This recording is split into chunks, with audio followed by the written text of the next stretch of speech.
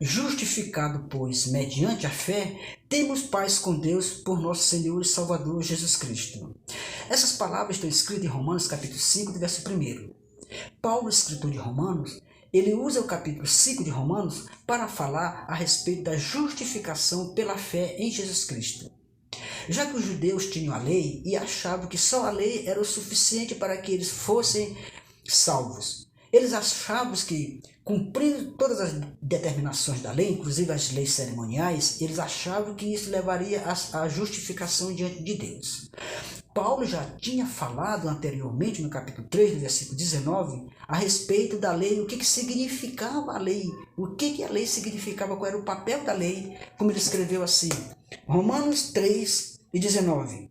Ora, nós sabemos que tudo que a lei diz é para que toda a boca se cale e o mundo todo esteja condenado diante de Deus. Essa condenação vem na vida de todo ser humano que nasce nesta vida, já nasce debaixo da condenação da lei de Deus. O papel da lei é condenar. A condenação da lei existe porque nós, seres humanos, somos descendentes de Adão e essa culpa, quem trouxe ao mundo foi Adão. E nós nascemos na descendência de Adão, nós aderimos também a essa culpa. Vê o que a palavra de Deus diz.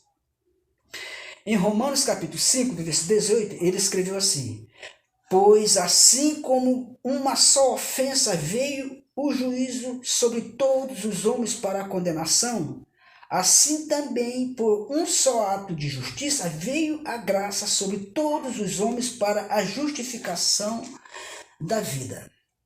Então, esse versículo aqui, o 18 do capítulo 5 de Romanos, fala de duas personagens, de Adão e Jesus Cristo. Adão, como o primeiro homem que veio a este mundo, ele desobedeceu a Deus e recebeu a punição, a condenação.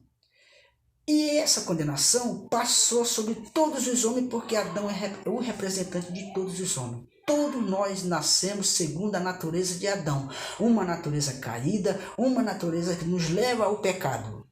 Ninguém se tornou pecador pelo fato de cometer algum tipo de pecado. Pelo contrário, todos nós cometemos todos os tipos de pecado porque nós nascemos nessa natureza pecaminosa. Já nascemos debaixo da condenação do pecado. E por essa razão, todos precisam aceitar Jesus Cristo para que o benefício da morte de Cristo venha sobre nós também. Porque pelo ato de justiça de Jesus Cristo, todos nós que aceitamos Jesus Cristo, que cremos no seu sacrifício, usufruímos também da sua justificação. Pela fé, é a graça de Deus, é o favor imerecido de Deus. Já que pela lei, se a justificação fosse pela lei, ninguém tinha condições ou o direito de agradecer a Deus. Por quê? Porque quem cumprisse a lei era justificado e estava acabado. Não tinha de que se humilhar para Deus. Ah, eu cumpri a lei. Ah, eu fiz, eu posso, eu pude, então o direito é meu. Mas a salvação não provém do méritos humanos. Vem unicamente pela fé em Jesus Cristo. Porque os judeus que questionavam com Paulo, continuavam questionando, dizendo assim, se a lei não existe mais, se agora a salvação é pela fé em Jesus Cristo, para que foi dada a lei? Para que serve a lei então? Agora nós podemos roubar, nós podemos matar, nós podemos adulterar, nós podemos fazer tudo à vontade, porque não tem mais lei. Paulo disse negativo, não é assim. Vê o que a lei diz. Então, lá em Gálatas, capítulo 3, e do versículo 19, o apóstolo Paulo já respondeu esta questão na ocasião quando estava escrevendo o livro de Gálatas. Ele escreveu assim dizendo, para que serve a lei? Ora, a lei foi acrescentada por causa das transgressões até que viesse um descendente. Então, quem é esse descendente? É Jesus Cristo. É o prometido. É aquele que Deus prometeu de salvar a humanidade, começando pelos judeus. E quando os judeus receberam a lei no deserto, a lei, assim que eles saíram do Egito, eles eram escravos no Egito, agora Deus resgata o povo de Israel do Egito e agora faz uma aliança com o povo de Israel, entregando a lei, para que eles vivessem de acordo com os mandamentos da lei, que a lei tinha um propósito de conduzi-lo a Cristo, até que Jesus Cristo viesse. Quer dizer, que a lei ela teve essa função nesse intervalo, na saída do Egito, quando eles receberam a lei, através de Moisés, até a vinda de Jesus Cristo.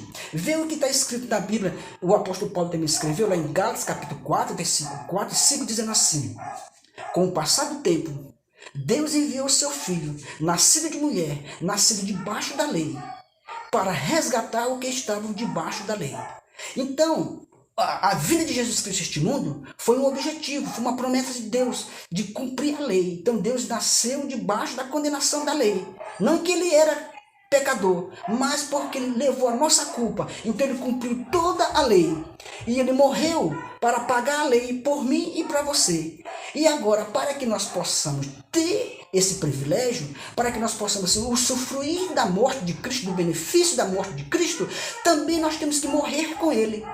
Porque a palavra de Deus diz lá em Romanos capítulo 6, o apóstolo Paulo explicando essa realidade, dizendo assim: vós que morreste com Cristo e foste ressuscitado com Cristo, agora vive em novidade de vida. Quer dizer, em Romanos capítulo 6, no versículo 2, está dizendo que quando nós somos batizados, nós somos sepultados com Cristo. Quando nós saímos das águas, nós somos ressuscitados com Cristo. Agora, nós já ressuscitamos com Cristo, nós vivemos agora em novidade de vida.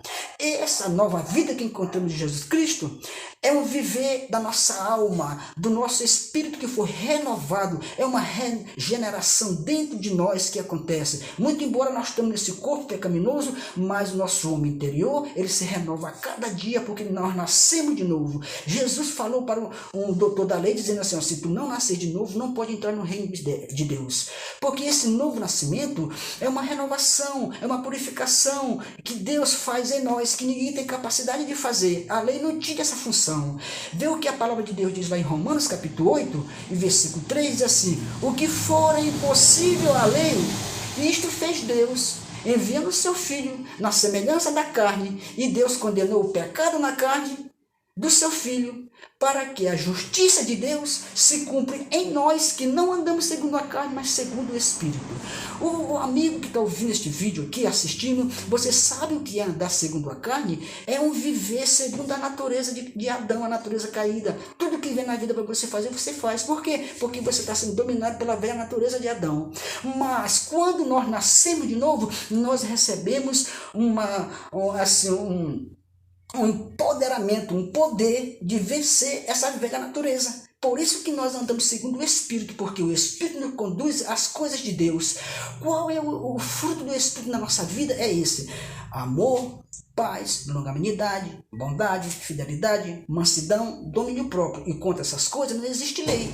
Então não existe lei para nós. Sabe por quê? Porque Jesus Cristo já pagou por nós. Se, por exemplo, os agentes da lei chegassem na sua porta dizendo assim: olha, você vai ser morto porque o salário do pecado é a morte e você é um pecador, porque a lei faz isso, condenar. Aí você diz assim: não, eu já morri com Cristo, eu vivo com Cristo agora. Aí sim, acabou. Por quê? Porque defunto não deve dívida nenhuma. Então nós não devemos a lei. Nós não devemos a lei porque Jesus Cristo morreu por mim, para me dar vida. Agora, essa é a convicção que temos. E o apóstolo Paulo escreve lá em Gálatas capítulo, ou seja, em Romanos capítulo 7, versículo 4, dizendo assim: vós relativamente morreste enquanto à lei, para que dê frutos a Deus por Jesus Cristo. Para se unirmos com Cristo, nós precisamos morrer com Cristo. Cristo morreu para a lei. Nós simbolicamente morremos com ele, na simbologia do batismo, e agora a lei já não tem mais nenhum compromisso com a gente, conosco, e nós também não temos compromisso com a lei, porque nós temos compromisso com o Evangelho de Jesus Cristo, que as exigências da lei se cumprem em nós, que não andamos segundo a carne, mas segundo o Espírito. Romanos capítulo 8 e no versículo 4 está escrito: então que Deus em Cristo nos abençoe e nos guarde no seu infinito amor para sempre. Amém.